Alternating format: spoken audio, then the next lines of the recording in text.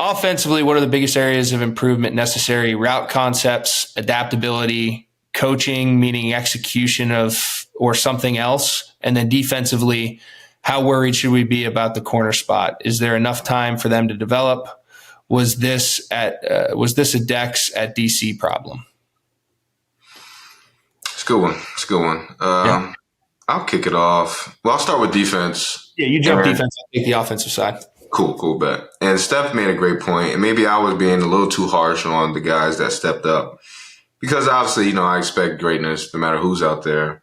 Mm-hmm. But he made some great points, DB, the communication, and things of that nature. Maybe that alludes to the moving pieces Franklin was talking about. But no, all to say, I'm not worried.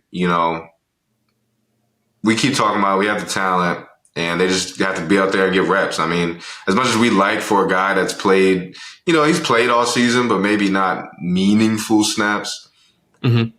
As much as we'd like him to just, plug and play and be, the next Joey Porter Jr. or whoever, it doesn't really happen like that. I can speak from my own experience. I started the last game of freshman year against Wisconsin, and I was out there just flying around, making plays. But, at the end of the game, Coach Butler, I remember him saying, I know you didn't know what the hell you were doing, but so I don't put too much stock. I'm not worried about those guys at all. These snaps that they got are invaluable. I'll say that. Yeah. These corners will never forget number 9 from Ole Miss and how he moved and the things he did to get open. That only bode well for the future. And obviously they have to hone in. As a corner, you have to have a short memory, but keeping that memory somewhere is necessary. Because those were good receivers, and you should definitely keep that in memory bank because those will probably be some of the better guys they play. So not worried about the cornerback position, not at all. Really like all those guys, and that's going to happen at corner. You're going to get beat. You're going to make plays, and in the future, they will get theirs more than they got. Out of the words of Marshawn. There you go. And I'll echo. I think that there's plenty of time for them to develop.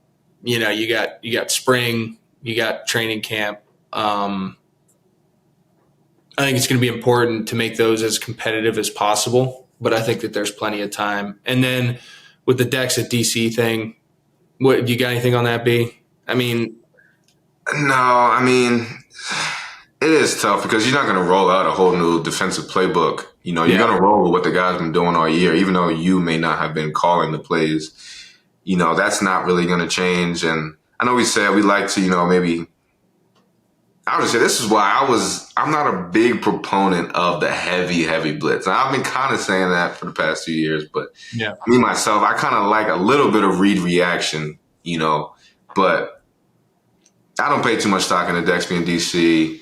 Yeah. The same playbook. Guys just have to be ready to step up when the number's called, and obviously, the more reps, the better they'll be. Yeah.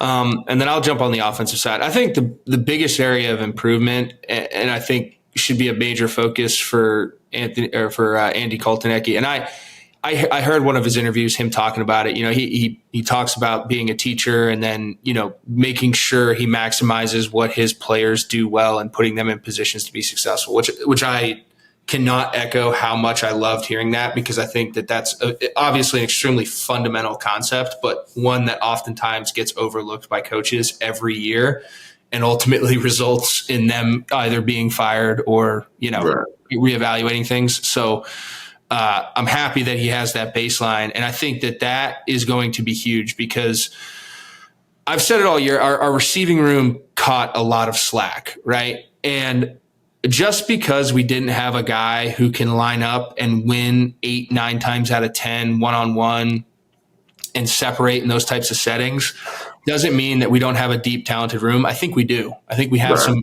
kids who can play there. But I think just their strengths didn't necessarily match what we were trying to do in terms of creating explosive plays.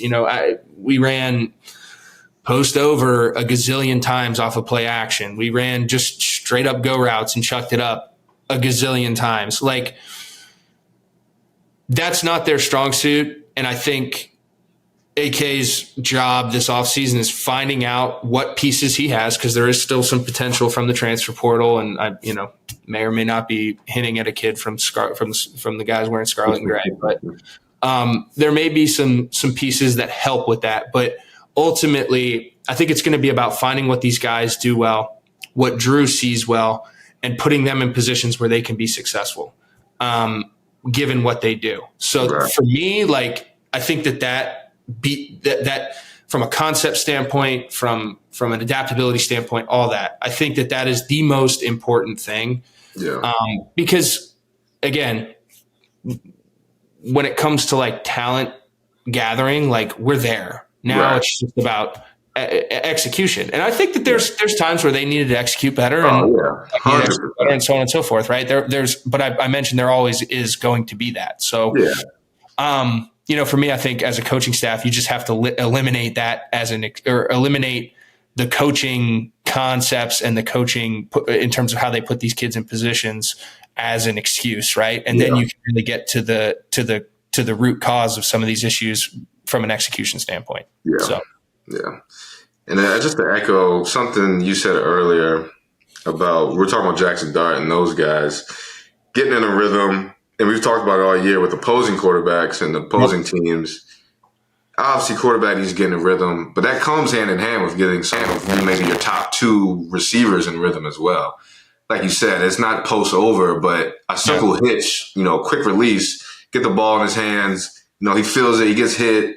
That can get a guy going a little bit to where you're more advantageous to throw to one-on-one or whatever it may be. So that's kind of riding the hot hand. That's what you said. Jackson Dart guys and Lane Kiffin, they started riding the hot hand. Obviously, we had young corners, the best receiver. That goes a long way. So